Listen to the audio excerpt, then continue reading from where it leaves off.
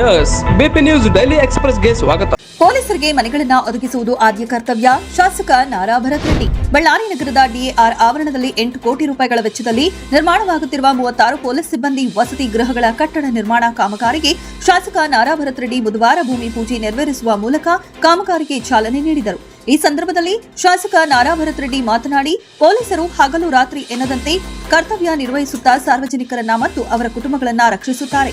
ಅಂತಹ ಅಧಿಕಾರಿಗಳಿಗೆ ಅವರ ಕುಟುಂಬಗಳ ನೆಮ್ಮದಿಗಾಗಿ ಮನೆಗಳನ್ನು ಒದಗಿಸುವುದು ಸರ್ಕಾರದ ಆದ್ಯ ಕರ್ತವ್ಯ ಎಂದರು.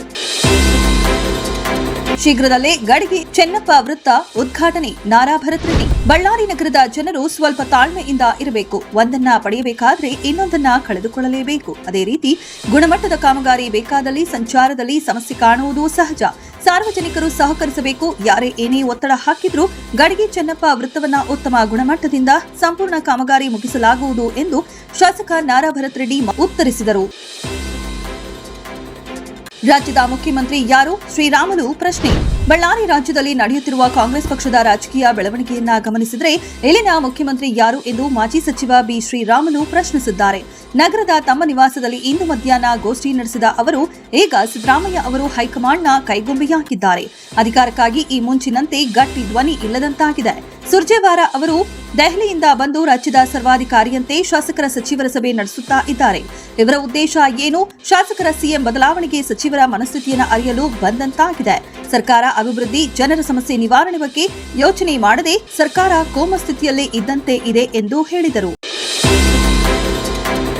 ರಸಗೊಬ್ಬರ ಮಾರಾಟದ ನಿಯಮಗಳನ್ನು ಉಲ್ಲಂಘಿಸಿದರೆ ಅಂತವರ ವಿರುದ್ಧ ಸೂಕ್ತ ಕ್ರಮ ತೆಗೆದುಕೊಳ್ಳಲಾಗುವುದು. ಕೃಷಿ ಸಹಾಯಕ ನಿರ್ದೇಶಕ ಮಂಜುನಾಥ್ ರೆಡ್ಡಿ ಹೇಳಿಕೆ. ಸರ್ಕಾರ ನಿಗದಿಪಡಿಸಿದ ದರದಲ್ಲಿಯೇ ರಸಗೊಬ್ಬರ ಮಾರಾಟ ಮಾಡಬೇಕು. ಹೆಚ್ಚಿನ ಬೆಲೆಗೆ ಮಾರಾಟ ಮಾಡಿದರೆ ಸೂಕ್ತ ಕ್ರಮ ತೆಗೆದುಕೊಳ್ಳಲಾಗುವುದು ಎಂದು ಕೃಷಿ ಸಹಾಯಕ ನಿರ್ದೇಶಕ ಮಂಜುನಾಥ್ ರೆಡ್ಡಿ ಹೇಳಿದರು.